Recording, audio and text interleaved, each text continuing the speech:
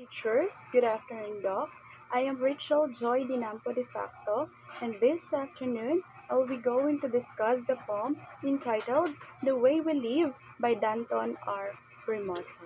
For us to know about the author, Danton R. Remoto was born on March 25, 1963, and is a Filipino writer, essayist, reporter, editor, columnist, and professor. Danton R. Remoto was also named the Best Opinion Columnist by Gawad Tanglao in award ceremonies held last April 24 at Insular Auditorium in Felinvest City, Alabang. Gawad Tanglao is an organization composed of college and university professors nationwide. Remoto has been writing for the Philippine Store for the last 20 years, 18 in the lifestyle section and the 2 years for the op-ed section. He graduated with AB and MA degrees in English Literature from Ateneo de Manila University and an MPhil in Publishing Studies from the University of Stirling in Scotland on a British Council grant. He also took graduate studies in World Literature at Rutgers University on Fulbright Scholarship. Remoto also is a chairman emeritus of Ang Ladlad, a lesbian, gay, bisexual, and transgender or LGBT political party in the Philippines. Danton R. Remoto understood poetry as an exploration of marginalized part of the society and as an expression of deeper sentiments we can consider as his movement to defy what's conventional, wherein it's reconing regards as the postmodernism of poetry. Here is now the poem of Danton R. Remoto entitled The Way We Live. Let me read this poem.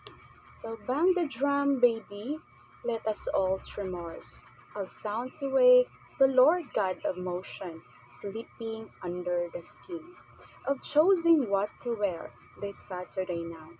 Cool, sexy black, or simply fuck me red? Should I gel my hair or let it fall like water? Of sitting on the sad and beautiful face of James Dion while listening to reggae at Blue Cafe.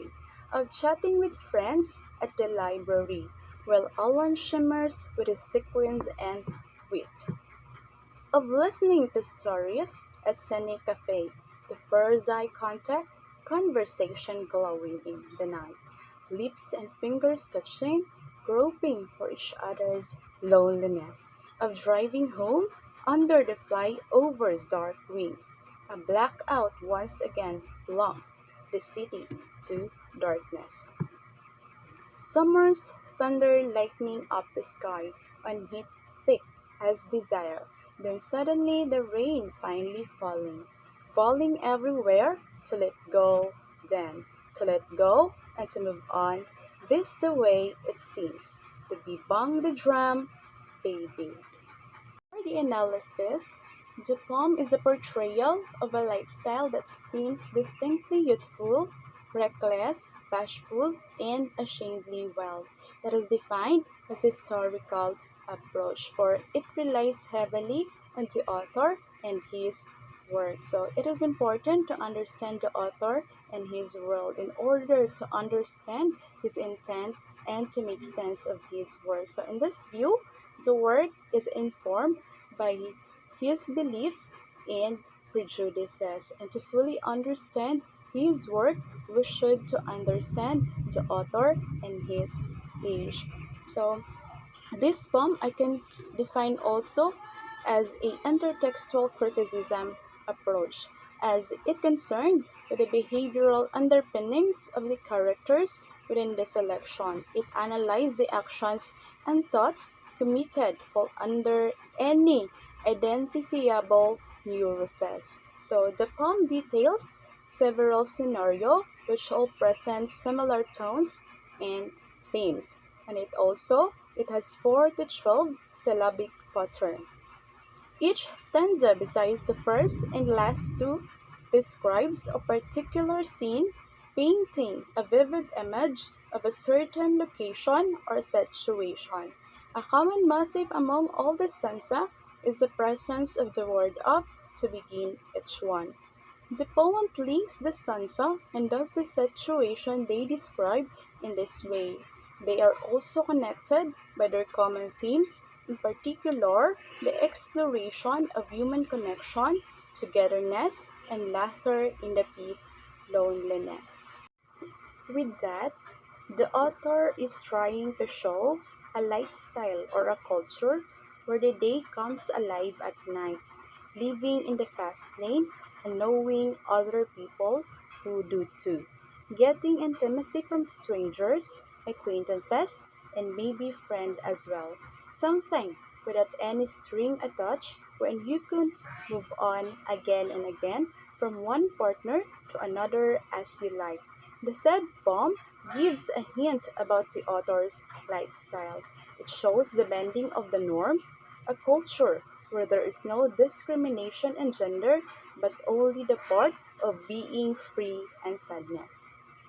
So the message of this poem is to show people the different cultures and societies in today's world and how they function and live in a time when every day brings ample evidence of the disposability of human life. So indeed, we approach our lives on different trajectories. So each of us spinning on our separate shining orbits. So our souls are hungry for meaning, for the sense that we have figured out how to live so that our lives matter. So our life journey is about learning to become more of who we are and fulfilling the truest expression of ourselves as a human being. As the reflection, it is essential to every individual on how we live and what way we are living for. It is common to us people doing different things like listening to the sound, go out with friends, listening to story at live cafe, and other more.